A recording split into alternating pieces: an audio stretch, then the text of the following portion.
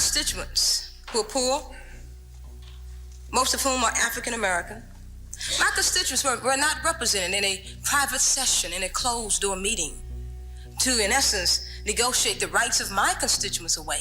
30 years ago, when Diane Ragsdale served on the Dallas City Council, she did not shy away from a fight. Nothing but racism. You didn't cut your lights on for Officer Jones. You do it. You came up here and stood up here with crack on this lady. You are a racist, my child. And This is Ragsdale 30 years later, and she's still a fighter. Today, she runs a nonprofit that builds houses in the low-income neighborhood of Mill City, where families can own a new home. A bank loan can improve people's living conditions. And so you cannot talk about economic justice without bank loans. Ragsdale wants to see economic justice after WFAA found 20% of banks in Dallas County don't serve the minority and low-income communities that live below I-30. She says it's time for the United States Department of Justice to investigate what's happening here. Every element that's involved in this must realize that you will be held accountable. The Community Reinvestment Act is a civil rights law that encourages banks to meet the credit needs of the entire community where they operate. The law requires banks to draw an assessment area map, the area where a bank does business, and the maps cannot arbitrarily exclude low to moderate income areas. But we found examples like this. A Dallas bank with just one branch provides services all the way up into Denton County and half of Collin County, but covers virtually nothing below I-30, an area that's overwhelmingly Black and Hispanic. And this bank's assessment map shows coverage to all of Ellis County, Erath, Somervell, Hood, Parker, and Tarrant counties, but excludes the lower half of Dallas, again, where most residents are minorities. And finally, we found when bank regulators looked at these maps and others, they did not identify any evidence of discrimination.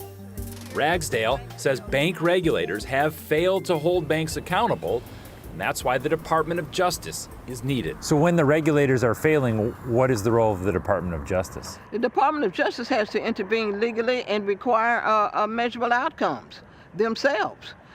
They have to override the regulators. They have to say, excuse me, you're not doing your job. And there's precedent for that. In 2016, the Justice Department sued Bancorp South in Memphis. One piece of evidence was the bank's assessment area. At the time, it included 4 whole counties, but like a horseshoe, it excluded nearly every neighborhood in Memphis where the residents are mostly or almost all minorities. The feds said the map was evidence that the bank engaged in unlawful discrimination. Bancorp South reached a $10.6 million settlement with the government, which included $4 million in loan subsidies for minority borrowers and $800,000 to build stronger connections to the minority community. In 2018, the Justice Department sued Klein Bank of Minnesota, and again, a piece of evidence was its horseshoe-shaped map that included the majority white suburbs but excluded the high minority populations of Minneapolis and St. Paul. The bank protested about unprecedented reach by the government, but agreed to a 3-year settlement which included opening a bank branch in a high minority neighborhood and spending $1.8 million on marketing, outreach, and affordable loans to the minority community. Nikitra Bailey leads fair lending policy reform efforts at the nonprofit Center for Responsible Lending in Washington, D.C. Why are maps considered to be important pieces of evidence in these cases? The maps tell us who the banks are actually extending credit to, and it's really important to look at them and evaluate them to see if they are meeting their fair lending obligations. Are these homes, is this street a look at what might be if there was more capital? Well, yes, this is only one small example of what could happen. An outside investigation. It's what Ragsdale wants. But it's not the only thing.